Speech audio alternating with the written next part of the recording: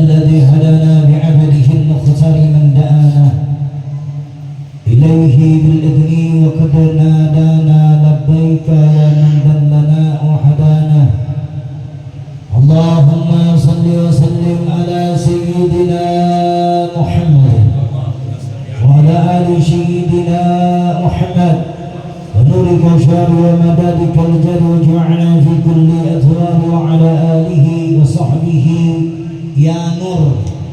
أما بعد فيا أيها الناس اتقوا الله حق تقاته ولا تموتن إلا وأنتم muslimun. Jamaah, kembali kita mengkaji tentang kitab Fathul Ghafirin, di mana Nabi Muhammad sallallahu alaihi wasallam membagi 7 poin keimanan manusia yang merata di muka bumi ini, di mana 7 keimanan ini dikaji di dalam kitab Imam Al-Ghazali. Ada 7M untuk mencapai keimanan. Ada 7S, bukan 7M, 7S. S yang pertama adalah syahadatain. S yang pertama dikatakan di dalam kitab Imam Al-Ghazali, di mana syahadat atau pengakuan yang akan mencegah kita dari perbuatan syirik, yang akan mencegah kita dari menyembah selain dari Allah, yang akan menghilangkan sifat kebodohan, yang akan menghilangkan sifat kesaliman, di mana di dalam kitab ini S pertama, barang siapa di antara kita yang sudah mengucapkan syahadatain, maka sifat bodoh yang ada di dalam jiwanya, sifat syirik yang ada di dalam jiwanya, sifat iri dengki yang ada di dalam jiwanya, sifat kesaliman yang ada di dalam jiwanya, itu bukan teman kita, tetapi melainkan musuh kita. Jadi jamaah yang dimuliakan oleh Allah, perhatikan syahadat tak. Jangan-jangan cuma pandai bersahadat, lalu tidak bisa menjalankan syahadatnya dengan baik, lalu meninggalkan semua larangan-larangan syahadat. Sholat itu nomor 2 di dalam keimanan jamaah. Sholat, puasa, zakat nomor berapa? Yang perlu diperhatikan di dalam lisan kita, hati dan kalbu kita adalah syahadat. Kalau syahadat kita baik, maka sholat kita baik. Kalau sholat kita baik, ibadah kita baik, maka tergantung Allah memberikan kita posisi di mana yang pernah kita lakukan. Nah, di dalam riwayat yang lain, syahadat memperbaiki akidah. Syahadat memperbaiki akidah. Di mana S pertama syahadatain, semua jiwa yang sudah ditakdirkan dia bersyahadat, maka dia bertanggung jawab untuk menghilangkan sifat syirik. Ada nggak tahu ada beberapa benda syirik? Jamaah, berapakah benda syirik? Ada berapa benda syirik? Pertama, menyembah pohon, meminta di atas kuburan, menurunkan benda-benda di laut dengan memberi makanan lautan, sejajen. Itu syirik semua itu. Itu kasih makan, baru dikasih turun. Apa yang dikatakan syirik itu adalah makanan yang disuguhkan kepada gaib, lalu kita tidak boleh memakan, itu syirik. Tapi kalau makanan disuruh baca-baca, tidak masalah. Masuk bulan puasa ada biasa bagi-bagi, dibaca-baca untuk orang-orang tua kita yang sudah meninggal dahulu kala disebut semua namanya, itu boleh. Yang penting apa? Kalau sudah dibaca dimakan. Yang tidak boleh ketika Pak Imam sudah baca, Pak Ustadz sudah baca, lalu kita dilarang makan itu yang ada di baki itu tadi.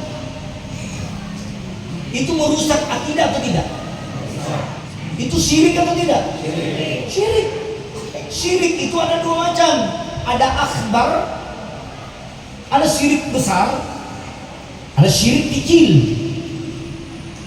Syirik akbar itu kelihatan. Kita ini mengaku beriman, sudah bersahadat. S pertama adalah syahadatain. S pertama adalah syahadatain. Orang yang bersahadat enggan menuakan Allah. Orang yang bersahadat enggan menduakan Allah. Dia tidak meminta selain daripada Allah. Di mana-mana hajatnya hanya Allah. Dia sakit minta sama Allah, ya Allah sembuhkan, ya Allah sehatkan badanku, ya Allah tunjuki saya kekuatan. Ini minta kepada Allah. Baru kita disuruh berikhtiar. Kalau kita sudah berdoa, ya Allah sembuhkan saya, maka kita harus berikhtiar. Melalui apa? Melalui perantara-perantaranya. Siapa? Misalnya ada orang sakit, demam. Perlu apa? Demam itu baca doa terus atau cari obatnya supaya turun panas? Itu demam itu tidak cukup dengan doa kalau tidak dicari obatnya. Sakit panas 2 hari 3 hari tidak turun panasnya, minta sama Allah, ya Allah turunkan panasku ya Rabb. Lalu cari obat penurun panas. Jangan tunggu bilang Allah sembuhkan saya. Berarti kita tidak berjuang di dalamnya. Kita tidak berjuang. Kita tidak berusaha. Itu syahadat pertama. S pertama. Yang kedua ada dikatakan di dalam kitab Imam Al-Ghazali, di mana Nabi Muhammad SAW, siapa yang sholat maka insya Allah dijamin dari perbuatan keji dan munkar.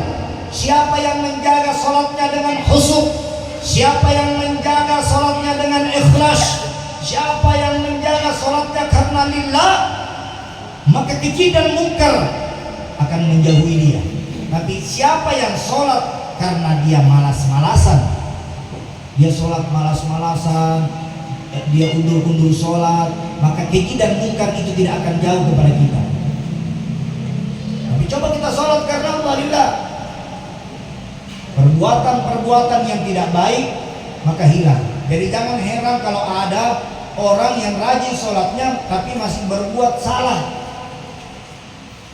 masih sering berbuat bohong. Rajin sholat tapi rajin berbohong, rajin sholat rajin berdusta, rajin sholat suka berzina, rajin sholat suka bermaksiat, rajin sholat berjudi, rajin sholat minum, rajin sholat narkoba. Kenapa? Karena yang tidak baik ini masih bisa menembus dirinya. Tapi kalau orang sudah rajin sholatnya antara dia dengan Allah, maka dia tidak akan tergoda dengan kenikmatan dunia. Itu S yang kedua. S pertama tadi syahadatain, S yang kedua salat. Itu perhatikan. Bibi itu tetanggaku rajin sholatnya sampai hitam di sininya, tapi suka ngeganggu orang. Sholat itu bukan mencegah dari munkar kalau dia tidak menjaga dirinya. Hati-hati. Kalau kamu sholat karena Allah, maka Allah menjamin kita dari apa? Dari perbuatan keji dan munkar. Kalau kita sholat karena Allah. Tapi siapa sholat di sini karena ingin dilihat oleh mertuanya, karena ingin dilihat oleh sepupunya, temannya, atau pacarnya, maka itu sholatnya bukan karena Allah. Siapa yang di sini pernah pura-pura sembahyang di rumah pacarnya atau di rumah anunya? Kan ada begitu, suka rajin sholat. Kalau ada yang lihat, khusyuk sholatnya, bahkan takbirnya pelan-pelan. Allah Akbar. Karena ada yang, tapi kalau tidak ada yang lihat, bagaimana takbirnya? Allah. Cepat-cepat, karena tidak ada yang memperhatikan, tidak ada yang memonitor perbuatan. Itu syahadat S yang kedua. Adapun S yang ketiga, di mana dikatakan di dalam kitab ini, kamu sudah syahadat, kamu sudah sholat, ada tuntutan untuk apa? Sedekah. Apa? Sedekah atau sedekah. Dituntut kita untuk apa? Untuk membuang itu daki-daki uang kita. Itu uang kita, simpanan kita. Ada tuntutan, ada dakinya. Sebagaimana badan kita kalau digosok itu ada dakinya, itu juga uang ada dakinya. Dakinya uang berada di mana?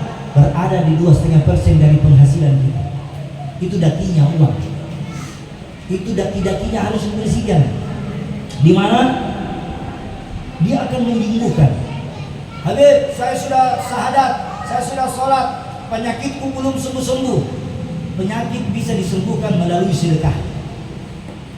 Jadi ada penyakit itu tidak ada obatnya, sudah makan obat ini, makan obat ini, makan obat itu, makan obat apa saja dimakan.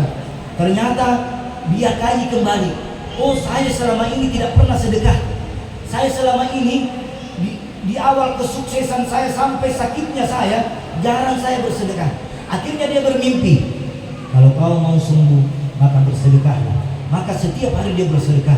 Akhirnya penyakit yang tidak diketemukan obatnya, akhirnya ketemu obatnya melalui apa? Melalui sedekah. Jadi kalau ada penyakit di sini susah sembuhnya, berobat di mana-mana. Ya, dari Sabang sampai Merauke dia berobat. Ya, dari darat sampai gunung, laut, dia berobat, tidak ada obatnya. Berarti sedekah adalah obat jalan yang terakhir berlalu. Bersedekah berarti S yang ketiga. Di riwayat Imam Al-Ghazali melanjutkan bahwasanya di samping sedekah mengobati penyakit, maka ada di dalam kitab juga dikatakan oleh Imam Al-Ghazali, sedekah mampu mengobati segala macam penyakit. Apalagi sedekah diiringi dengan saum, puasa.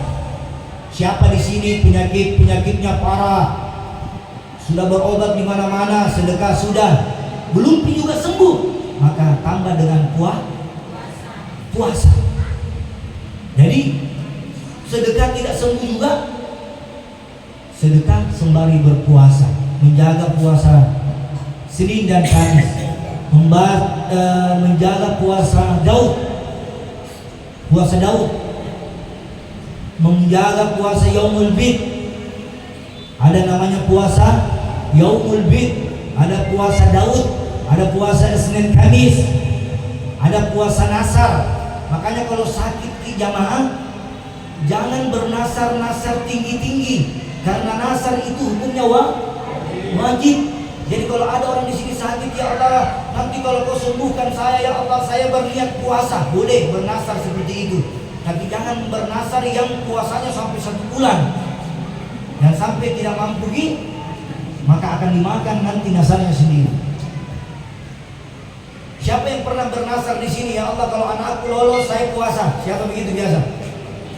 Ada yang pernah begitu?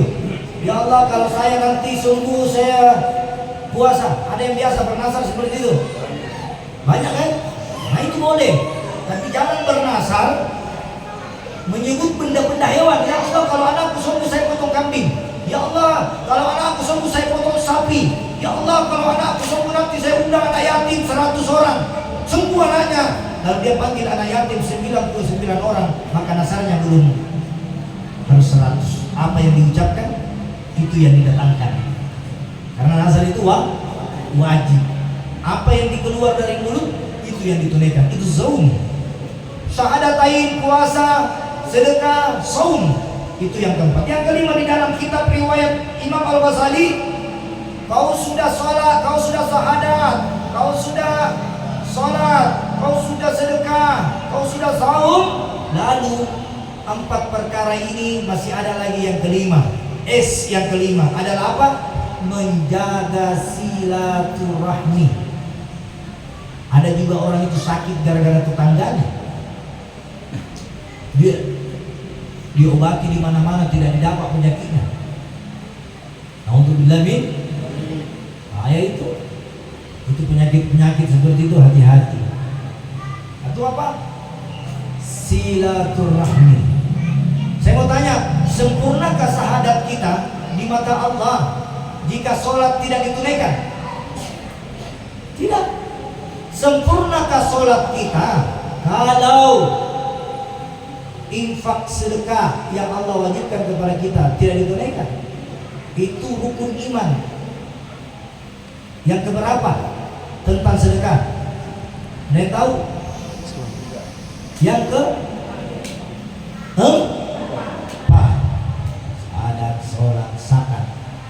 puasa, haji. Yang ketiga. Itu yang kelima. Selanjutnya, di mana Imam Al-Ghazali mengatakan, jika Anda ingin mendapatkan kemuliaan, mendapatkan keagungan, keberkahan di sisi Allah Subhanahu wa taala, setiap rezeki yang kalian dapatkan, besar kecil rezeki yang Allah cucurkan, besar rezeki yang kalian dapatkan, maka yang pertama dan yang utama, kita bersyukur kepada Allah atas rezeki yang Allah berikan kepada kita, baik itu rezeki yang besar ataupun yang kecil, baik itu rezeki kesehatan. Ya Allah, alhamdulillah tadi pagi saya bangun sampai malam ini tubuhku sehat. Alhamdulillah ya Allah, semoga besok pagi nanti saya bangun nanti lagi sampai malam berikutnya Engkau beri lagi saya kesehatan, Engkau jaga kesehatanku, Engkau pelihara kesehatanku. Itu yang keenam. Menjaga apa? Menjaga nikmat Allah dengan mengucapkan bersyukur kepada Allah, dengan mengucapkan syukur alhamdulillah.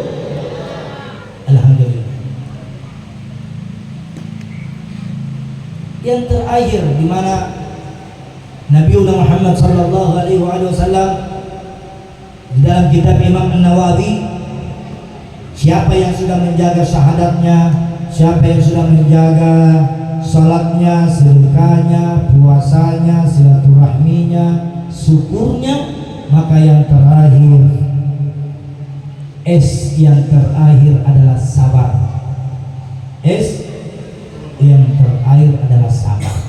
Sabar menanti, karena sabar itu adalah puncak dari keimanan. Susah itu sabar, 5 huruf tapi susah itu menjalankan yang namanya sabar. Kenapa? Karena sabar itu tingkat yang paling sulit, kata Nabi. Ditanya sahabat, ya Rasulullah, apa yang paling sulit? Apakah sholat? Tidak. Nah, kata Rasulullah. Apakah puasa? Tidak. Kalau sholat itu tidak sulit, maka puasa tidak sulit, sedekah tidak sulit.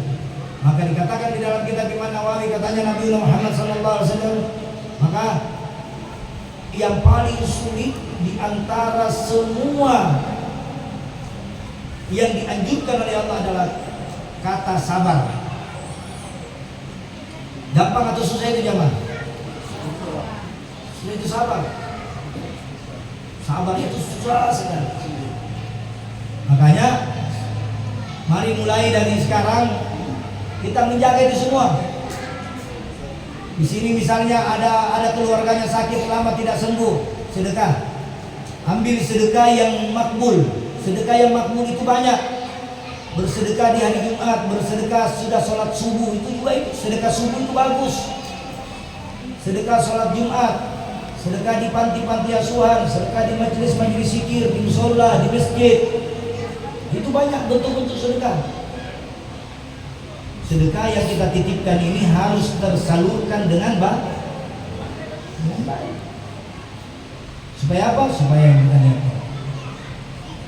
Apakah sedekah itu punya nilai? Apakah sedekah itu ditentukan nilainya? Tidak. Sedekah itu tidak ditentukan nilainya. Yang ditentukan nilainya itu adalah zakat. Itu tidak bisa ditawar-tawar. Siapa di sini punya harta banyak, lalu dia tidak keluarkan sesuai yang ditentukan, maka itu bukan dihitungi dengan zakat, tetapi sedekah. Jatuhnya dia sedekah. Misalnya contoh, masuk Idul Fitri, itu ada namanya zakat mal. Itu ada hitungannya. Ini zakat mal ada hitungannya, bukan kita yang berhitung. Zakat mal tidak boleh kurang, tidak boleh lebih. Kalau lebih berarti jatuhnya sedekah. Kalau kurang juga jatuhnya sedekah. Kalau pas-pas di tengah maka itu dibilang zakat mal. Keluar. Yang dikeluarkan zakat mal, apanya yang dikeluarkan? Sawah keluar tidak? Zakat malnya sawah ada enggak? usaha ada, zakat malnya usaha ada, zakat malnya petani ada, zakat malnya jual beli mobil, motor, rumah itu ada. Yang tidak ada zakat malnya apa? Rumah pribadi. Itu tidak disakatkan. Rumah pribadi seperti rumah tak. Tapi kalau rumah pribadi itu ada orang kontrak di dalamnya, itu keluar. Misalnya rumah pribadi ada sewa-sewa, ada disewakan 1 kamar, 2 kamar, itu kena. Tapi kalau tidak disewakan, mobil ada zakatnya tidak? Hah? Tidak ada. Mobil. Kalau mobil kau sewa-sewakan ada. Tapi mobil pribadi dipakai itu tidak ada. Mas, ada zakatnya tidak? Ada. Kalau mas, kalau mobil tidak, mobil pribadi. Kalau mas ada. Terus apa lagi ya? Rekening. Misalnya puasa puasa bulan Januari. Puasa bulan, uang masuk di rekening bulan Maret, apa perlu disakati atau tidak? Saya mau tanya, perlu tidak? Januari itu uang tak masuk, bulan Maret Idul Fitri masuk Januari, bulan 3 masuk uangnya, bulan Maret, kena zakat atau tidak? Tidak. Kenapa tidak? Karena belum mencukupi zon atau hizabnya, atau waktunya, atau ketentuannya. 2,5%. 1 M kurang 2,5% berapa? 25 juta. Kalau uang tak ada 1 M, 1 M di rekening, maka tiap tahun harus keluar 25 juta kalau sudah mencukupi. Jangan dikasih kurang menjadi. Kalau uang 100 juta berapa? Hah? 2 juta? Kalau 10 juta 250. Kalau 10 juta. Makanya kalau kita mau itu zakat mal tidak banyak sekali, makanya setiap dia dapat uang keluarkan memang. Jadi tidak dihitung. Nanti tahun keluarkan memang. Karena kadang-kadang itu kalau banyak pun dia berpikir di keluar itu zakat. Ya, kalau kelihatan banyak, 20 lebih, ternyata banyak. Nah, sayang. Akhirnya menjadi tai. Gitu? Makanya setiap gaji misalnya 5 juta, berapa tuh keluar kalau 2,5%? Kalau 5 juta, itu 125. Tidak, kalau 10 juta 250. Hah? 125 ibu. Kalau gaji kita 5 juta 125. Karena hitungannya kalau 10 juta 250. Banyak atau tidak itu? 5 juta dikurang 125. Tapi kalau menumpuk sampai 1 tahun, banyak itu. Kalau dilanjutkan terus. Jadi maka itu semoga kita semua yang ada di ruangan ini, di tempat ini, menjadikan Allah menjadikan kita semua menjadi hamba yang beriman, serta bertakwa di sisinya, serta kita menjaga syahadat kami. Kalau syahadat sudah baik, maka insya Allah baik semua di bawah itu. Kenapa? Karena syahadat itu 2 kalimat syahadat yang ada namanya Allah, yang ada namanya Nabi Muhammad. Kalau kita sudah berani mengucapkan tidak ada Tuhan selain Allah, maka jangan mengambil Tuhan selain dari Allah. Kalau kita sudah mengatakan Nabi Muhammad adalah utusan Allah, maka jangan lagi yakini di akhir zaman ini, nanti lama-lama nanti ini anak-anak keturunan tak. Ya oke kita sekarang saja, zaman tak sekarang saja sudah banyak nabi-nabi bermunculan di mana-mana. Bagaimana nanti kalau anak-anak keturunan tak yang mengaku nabi? Ya kan? Jangan ada nabi gondrong di Barombong baru-baru muncul. Gondrong dia baru rokoknya rokok surya. Nabi, ngaku nabi. Siapa namanya?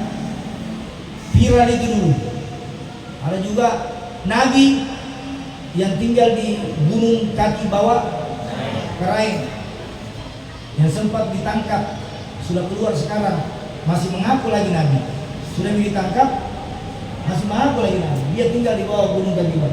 Dia punya ibu-ibu, siapa yang bergabung sama mereka itu, maka ada kartu surga 150.000. Ada kartu surga dia pegang. Siapa yang beli itu kartu surga maka dijamin masuk. Ya, itu di bawah gunung Karaeng. Saya lihat itu viral juga. Nah, ada juga gunung, anda tahu gunung apa? Gunung yang kembar itu, Gunung Nona. Ada namanya Kiai Milisani. Dia mengatasnamakan Kiai Milisani. Dia yang akan menimbang nanti orang selamat atau tidak. Nah, Milisani namanya, Misan. Jadi dia itu kalau kita sikir ditimbang dulu. Siapa yang masuk di kelompoknya itu ditimbang dulu. Kalau timbangan tak minggu ini 50, maka besok nanti harus naik 51. Kapan dia kurang kita dapat denda 250 satu orang. Untuk apa? Untuk menebus supaya kita imbang nanti timbangan tak. Ini semua bermunculan orang-orang apa? Orang-orang bodoh. Bermunculan orang-orang bodoh. Jadi jangan kita nanti percaya siapapun nanti yang mengaku Nabi, mau dia bisa apa, tapi nanti itu dia zaman ada Dajjal itu nanti akan mengaku siapa? Mengaku Tuhan, mengaku Nabi, mengaku semua. Bahkan tidak ada yang tidak masuk di kelompoknya Dajjal. Bagi orang-orang yang tidak beriman, semua masuk. Nah, kita semua nanti ikut sama Dajjal. Makanya mudah-mudahan kita tidak mendapat Dajjal sampai. Karena kalau kita dapat Dajjal, orang beriman saja bisa ikut sama dia, apalagi orang tidak beriman. Mudah-mudahan, karena jauhi kita Dajjal ya Allah. Nauzubillah misalnya. Kelas Allahumma asa min fadli ya Allah. Mari kita sama-sama tutup majelis ilmu kita dengan doa. Semoga Allah selalu melindungi kita, merahmati kita, memberkahi kita, memuliakan dan mengangkat derajat kita. Allah sembuhkan segala macam penyakit kita. Allah hilangkan kesusahan kita. Allah limpahkan kita semua rezeki yang halal dan thayyiban. Allah jadikan anak-anak kita menjadi anak-anak yang soleha. Allah jadikan keluarga kita keluarga yang syakinah mawaddah rahmah. Allah menjaga usaha kita. Allah menjaga rumah tangga kita. Allah menjaga kita dari balak dan bencana. Allah berikan kita mati dalam keadaan husnul khatimah. Allah hindarkan kita mati dari su'ul khatimah. Ya Allah, jaga keimanan kami sehingga kami semua meninggalkan dunia ini dalam keadaan husnul khatimah. Ya Allah, cabutlah nyawa kami dalam kalimat wa afdalu syukri fa'lam annahu la ilaha illallah. Ya Allah, dan berilah kami kesempatan berkumpul bersama Nabi Muhammad sallallahu alaihi wasallam yaumil akhirat nanti bersama seluruh keturunan kami. Kumpulkanlah kami bersama orang-orang yang soleh ya Rabb. Kumpulkanlah kami bersama Nabi Muhammad, sahabatnya, para pengikutnya, para keluarganya Nabi Muhammad. Allahumma ya Allah, kabulkan hajat doa kami, kabulkan doa dan hajat kami ya Allah, kabulkan doa dan hajat kami. Bisirril Fatihah.